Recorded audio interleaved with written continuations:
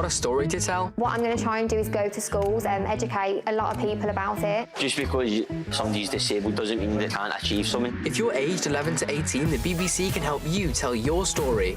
I'm glad my friends and I have been able to make change. Tell us your story idea. Enter now at bbc.co.uk/young reporter competition.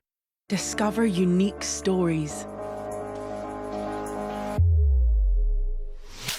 If you work in human spaceflight, this is the worst possible thing that could ever happen.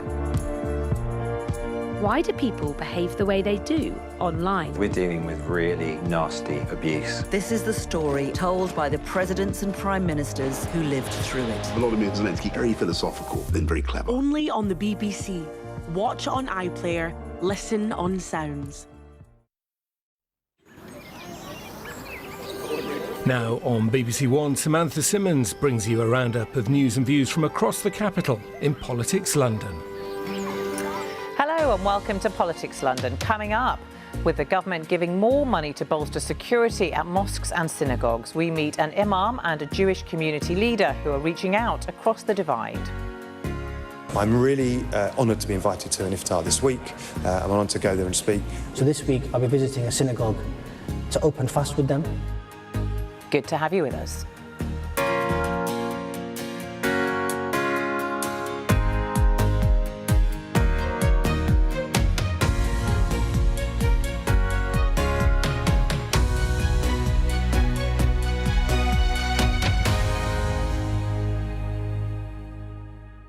Hello and thanks for joining us. I'm Samantha Simmonds. In a minute, we're going to be joined by MPs Munira Wilson and Steve Tuckwell. But first, as we approach the mayoral election on May the 2nd, we talk to the Reform UK candidate, Howard Cox. First, though, here's Johnny Harvey with an outline of Reform UK's mayoral offering. Howard Cox has previously been known for being the founder of Fair Fuel UK, a campaign group focused on the rights of motorists. And 2 of his 5 key campaign pledges are focused on driving. The first is to scrap the ULEZ programme entirely, as well as removing LTNs and 20 mph zones. He says this will get London moving again. To this, he also adds he would incentivise drivers and internal combustion engine users to adopt clean fuel technology. But he also has eyes on crime and housing, pledging to extensively increase policing visibility 24/7 in the hopes of cutting crime and improving the safety of women, as well as increasing affordable housing numbers for young and low-income families. Finally, he wants to improve London's 5G and Wi-Fi connectivity. Well, Howard, welcome to you. Good to have you on the programme. So, it's your first 100 days at City Hall. What would you be doing? Well, the very first day, I'll be getting rid of all of ULEZ. That's the promise I put out there at the heart of our campaign. The reason why I'm standing for the mayoral election has come from the fact for 15 years I've been campaigning on behalf of motorists, truckers, white van man, taxi drivers, you name it, who have been penalised always in the pocket. The first thing that any government, local government, and particularly this mayor, the current London mayor, does is only see them as cash cows, drivers as cash cows. And that's the one reason why I'm standing. I was asked by Richard Tice, the leader of the Reform UK, because of my successful campaigning and because we've had 14 years of a freeze in fuel duty. And it hasn't been easy getting that, convincing government that you shouldn't put it up, because all it does is hurt people in the pocket, especially small businesses and low-income families. It's a regressive tax. And that's why I'm standing, because I've been absolutely bombarded by people saying, can we get rid of this mayor who's all he's interested is getting rid of drivers off the road? So you want to get rid of ULEZ. Latest research suggests it has cut air pollution significantly, hasn't it? Isn't that a good thing? Well, I'm sorry, the latest research is selective in that research. I've read that research. And even TfL's own research and Imperial College has said the ULEZ extension has not improved air quality one little bit. What has improved air quality over the last 15 years in London is clean fuel technology. Basically, the technology of what we drive has improved considerably. Isn't part of that getting polluting vehicles off the roads, which is what this has done? No, I mean, this polluting vehicle thing, I'm sorry, we're the 12th cleanest city in the world. That's what we are, out of about 160 cities. No, we have always been one of the cleanest cities in the world. I'm sorry, it's emotion that's dictating policy, not fact. OK, so let's talk about some other policies of yours. You stated that you want to ban pro-Palestinian marches. Why? Well, I don't want to ban pro-Palestinian marches. I want to ban hate marches, hate speeches. I went on the pro-Jewish rally, I think it was about 2 or 3 months ago, and there was 100,000 of us on the road, and I didn't hear one hate slogan or anything like that. But I was in Hyde Park, and I was walking down Hyde Park when there was a Palestinian rally, and all I heard was hate speech. That's what I want to stop. The problem is our mayor has divided London, not only in terms of ethnicity and in terms of Palestinians and the Jews, he's also divided cyclists and drivers. His role in life is just to divide London. But that's obviously your experience. But Yes. wouldn't you accept that the vast majority of the tens of thousands of people who are out on the streets marching are peaceful and they don't spout hate speech? I agree with you, but I'm sorry, but it's dominated by extremists, and that's our problem. We need to get rid of them, and the police need to do their job properly. Dominated how? Well, in terms of actually look at the press. You're talking about it now. We're talking about it in the media. The headlines are about actually the things that are happening, the hate speech that we hear. I want to get rid of that. I was actually in Parliament Square when there was that display on the side of Big Ben, and there was also people with masks and things. They covered faces. I also got spat upon just simply because I was walking across. Those sorts of things got to stop. I'm all for a good, honest debate and protest, but I'm not happy about the police not actually arresting the people. So it's actually about better policing. That's what you're arguing Well, that's the next stage in part of that. You asked me what I'm going to do in 100 days. The second day, I'll be sitting down with Mark Rowley and say, what do you want to actually make sure he goes back to proper policing? Right. You want to commit to more affordable housing. That's also something Yes. that you've talked about. What would you change to drive through those plans, and how would you cost it? Well, there's two things in this. One of them is that planning is actually held up. It's ridiculously. It's a massive backlog of planning issues, and we need to break that down and get planning through. The biggest owner of land in London is TfL, believe it or not, Transport for London.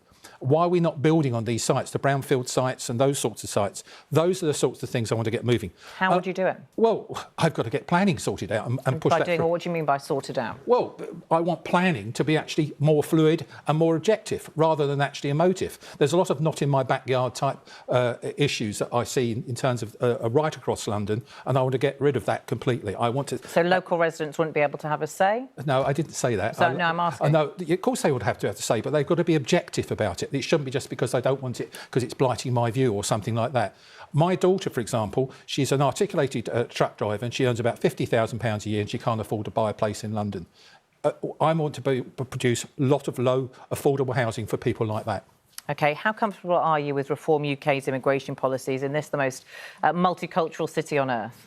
I'm very comfortable with their policies, and I assume you're trying to move it into the situation where Lee Anderson, what he said recently, he's not a racist, he's not an Islamophobe. In terms of the immigration policy at the moment, we need one in, one out. We need to have net zero migration, and that's what I want to fight for.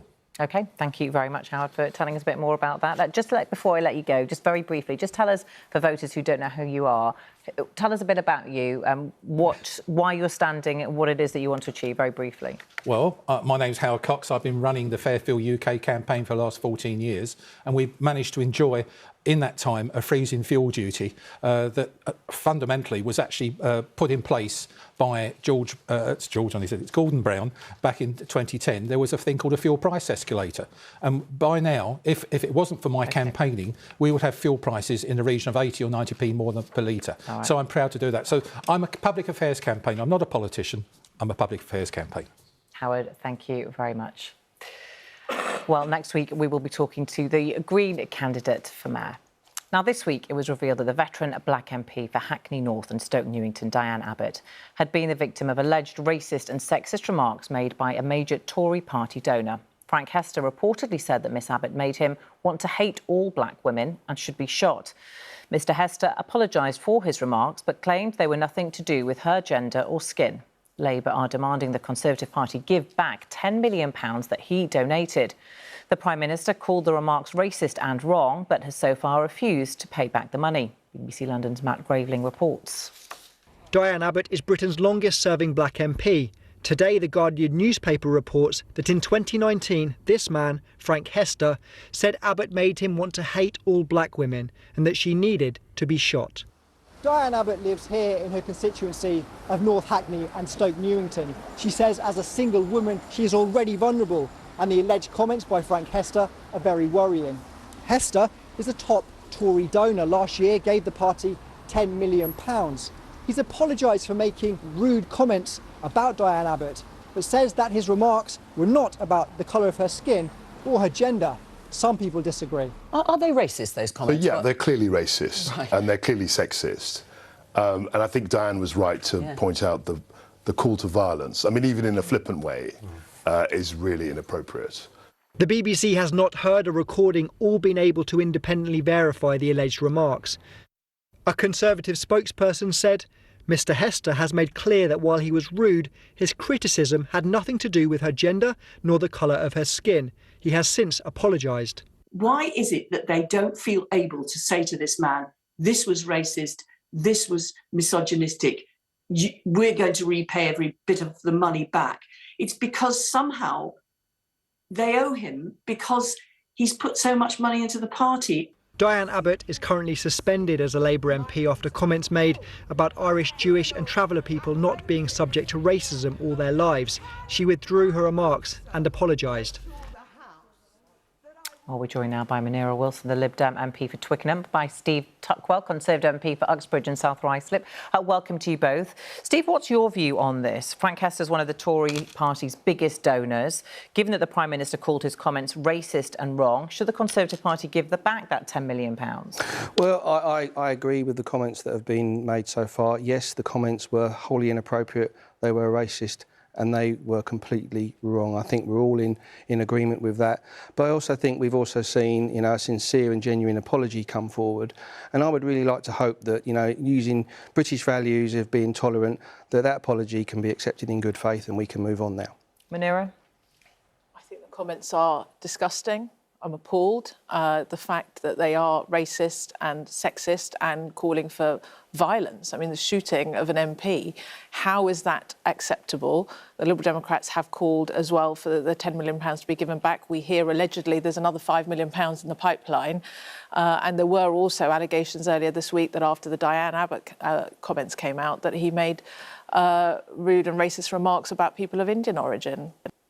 It's just simply not acceptable. And frankly, to my mind, actually, some of this hate speech that we've heard about from Frank Hester flies in the face of the government's new extremism definition. So by their own standards, they all really ought to be handing all the money back. Steve says that he's apologised, that we should show acceptance of that. The Business Secretary, Kemi Badenoch, says that the comments were racist, but that some people do make flippant comments without thinking. And she said there needs to be space for forgiveness where there is contrition. Do you agree? Oh, yeah, I agree with forgiving people. And yes, it's good that he's apologised, but he hasn't even recognised that his remarks were racist or sexist. So he clearly hasn't acknowledged the gravity of those comments that he's made. And I would ask the Conservative Party, are these the sorts of values that you expect people who support you and help you fund your campaigns to espouse? I mean, that tells you something about the Conservative Party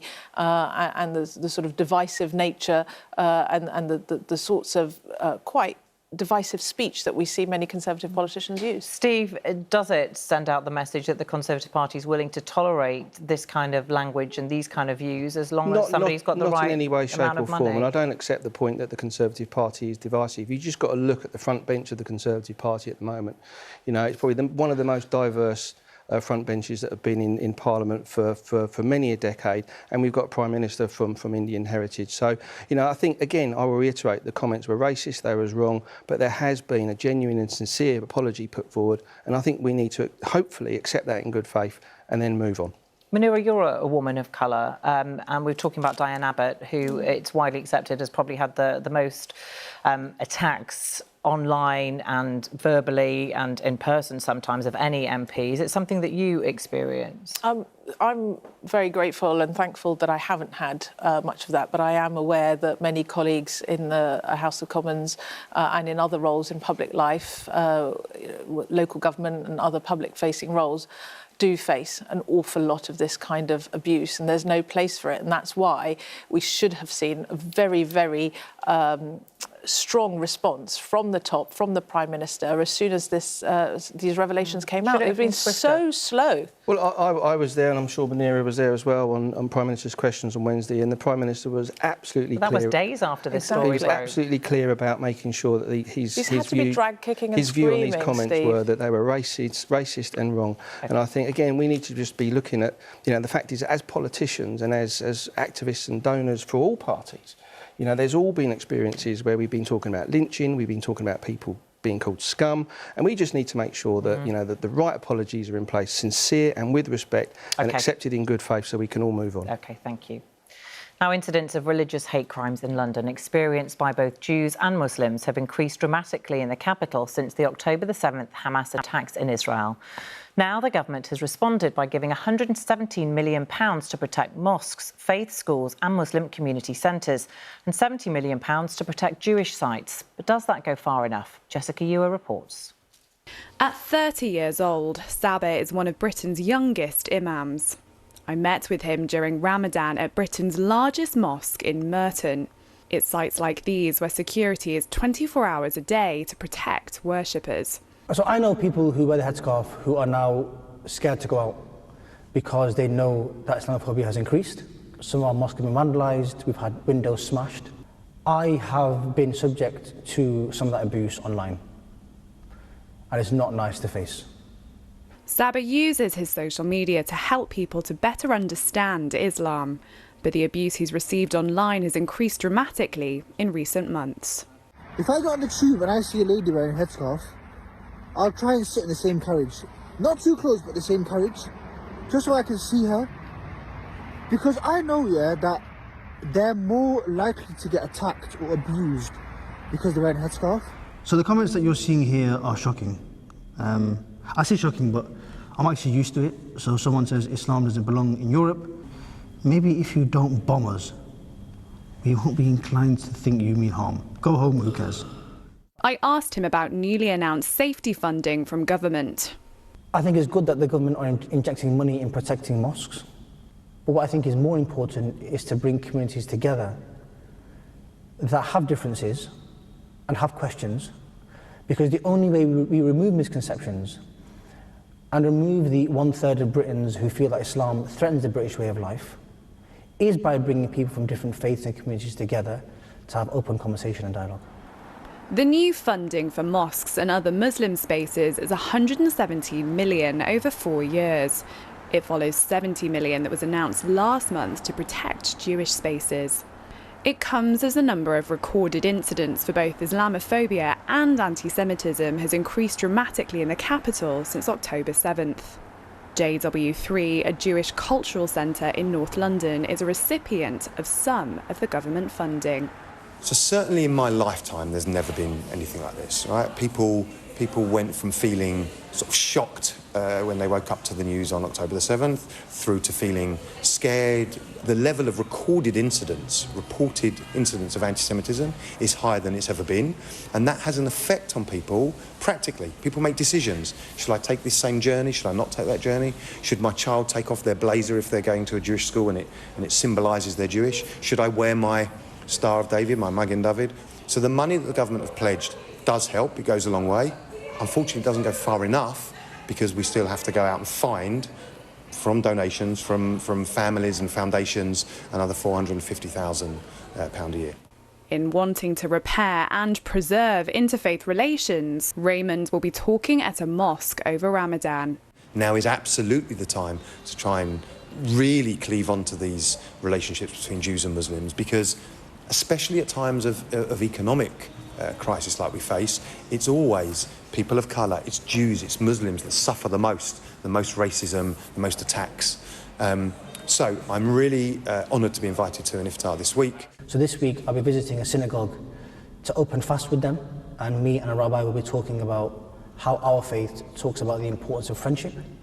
At a time that is immensely difficult for both communities, the want to be united against hatred is strong. Well, Steve, the Jewish community receiving £70 million, the Muslim community £117 million. That's based on the fact that the Muslim community is significantly larger. What do you make of these amounts? Do they go far enough? Well, I think it's a good start, and I'm really pleased to hear from the clip we've just seen there, you know, the great work that's going on in building relations between interfaiths.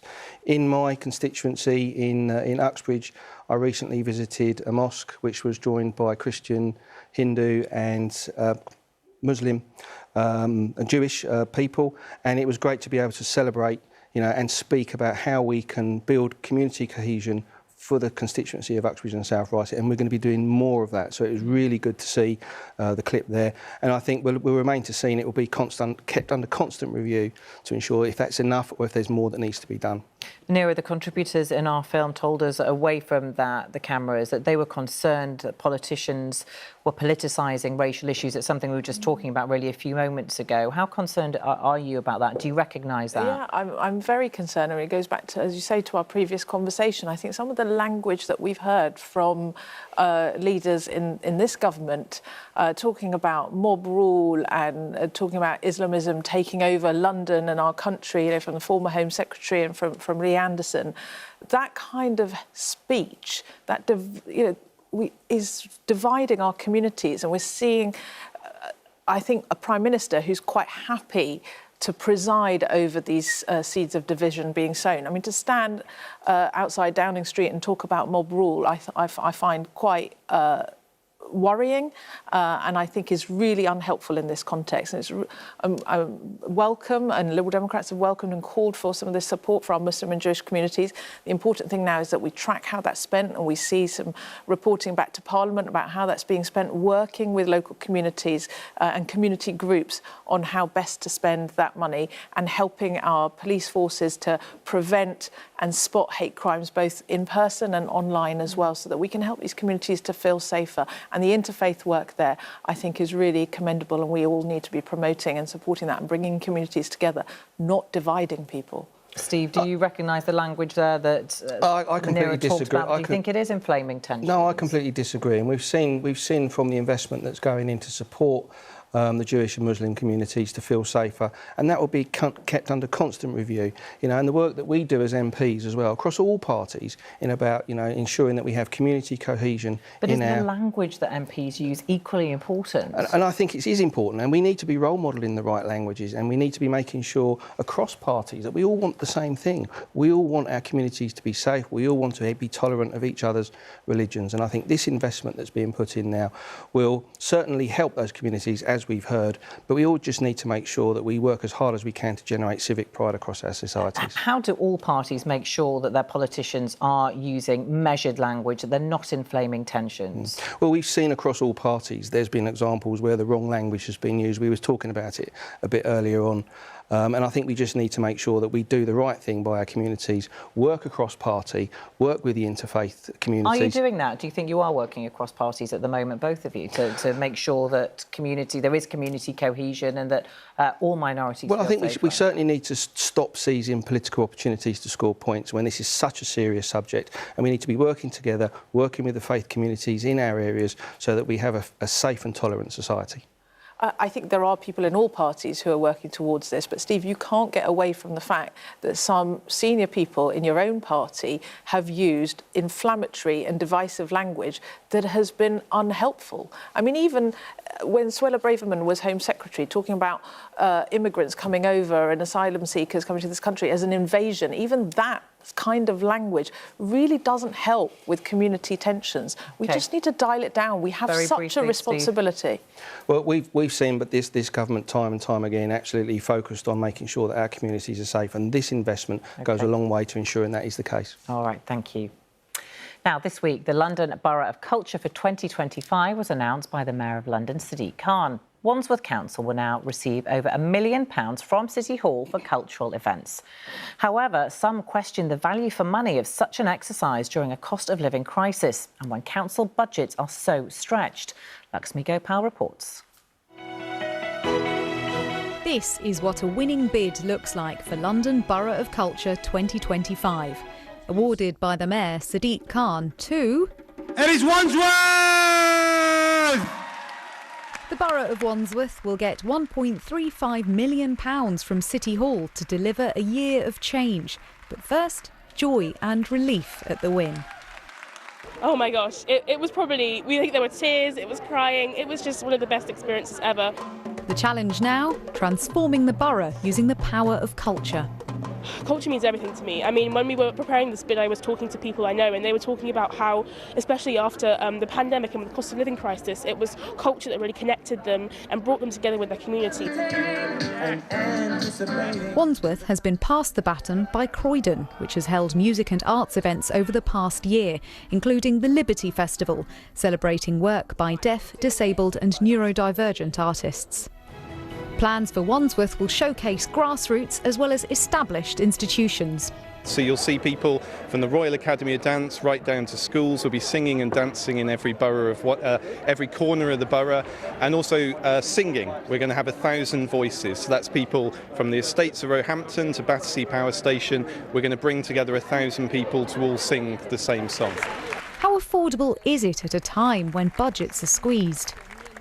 Well, I think during a cost of living crisis, it's even more important to invest in our communities. This investment into these winning boroughs of culture will mean positive things for young people to do, more volunteers, thousands of volunteers, artistic partners will come in, there'll be inward investment, but also there's fun things for the community to do, and it gives them hope. In difficult and often divisive times, the hope is that arts and culture can help serve to unite. Well, great news for Wandsworth, of course, but Munira, £1.35 million at a time when council budgets are just so stretched. Is this the right way to spend this money, do you think? Well, actually, one of the things that we've got is that with council budgets so stretched, often you do see the arts and culture being the first to be cut. So I think it is understandable to be concerned about the pressures on local authorities, but when the creative industries bring in some £58.4 billion for the London economy, it's 1 in 6 jobs. It was really badly hit by the pandemic. I think if the money is invested wisely and it's helping regeneration, attracting other investment and creating jobs and helping young people, particularly from disadvantaged background, access the arts, which they so often can't, then I think that it's a positive programme. Steve, some people might be watching thinking, look, I can barely put my heating on, I can't afford it, I can't afford my food bills. They might just think it's a waste of money.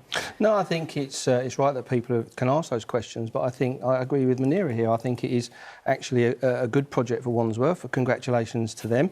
You know, we should be celebrating our culture in our London boroughs, and we should be celebrating our heritage, and it chimes well with what we've been talking about earlier today. But, you know, they're right to be concerned, because if we look, you know, the baton's been passed over from Croydon. Croydon was bankrupt by the Labour Party.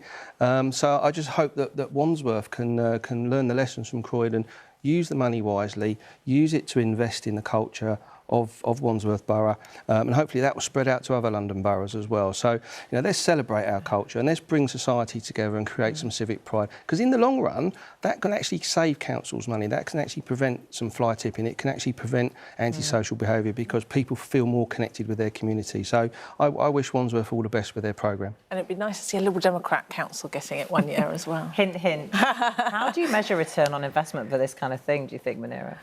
Oh, well, I leave that to the experts, but I think you can tell from footfall in some of our town centres and areas how other businesses that are benefiting, whether it's the hospitality sector in particular that sit around some of these events that are being put on, that's probably where it's measured. So would you hope, Steve, that whoever wins the mayoral election will continue this? Absolutely, and even expand it, because I think there is a key ingredient here, and there is the sort of the commercial side, you know, reinvitalising high streets, which is something I'm big on for my area. But it's also about just connecting people more with their communities, getting people to talk to each other, understand the differences, and really celebrate what is going on in our local societies, because that will really help, and it will save some money. Yeah, and appreciating what's on your doorstep as well. Yeah, and so I guess would you be hoping that Uxbridge will be, or South Ruislip will be putting a bid in? I'm sure they will. I'm sure we've got lots to celebrate in Uxbridge and South Ruislip, and lots that I'm very proud of. And you know, again, for me, being the local MP, it's an incredible privilege, and I'm going to be working as hard as I can for the area that I represent. OK, so final thought just before we go. If it was in your area, what cultural contribution would you like to perhaps participate in or see happen? Oh, I really enjoyed musical theatre, so if there was a production and a chance for the local MP to have a cameo appearance, I'd be well up for that. I used to do a lot of Am-Dram when I was when I was younger. Okay. I'm going to get tickets to see Munira sing, but for me, I'm going to be thinking about celebrating British cuisine. There is an efficient chip shop in Uxbridge. Let's get one. Join my campaign. Thank you so much. That is all we've got time for. Munira, Steve, thank you. Thanks to you for watching. Have a great rest of your day.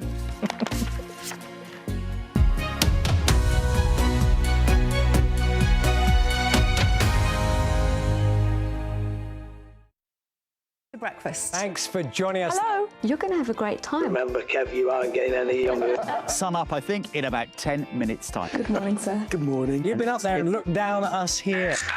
Right, let's go live to Westminster. Today is going to be much colder than of late. We do want to hear your stories. Oh, he does smell good, actually. Arnold Schwarzenegger, thank you very much. Start your day the BBC Breakfast way on BBC One and iPlayer. Barriers breaking, boundaries taken, accelerating. Six Nations domination. Every tackle reverberating, every try breathtaking. Power, power, power. Feel every moment of the Women's Six Nations, every minute live. Starts next Saturday at 2:15 on BBC Two and iPlayer. It's St Patrick's Day, so join us later for a special celebration of hymns and stories in honour of Ireland's patron saint.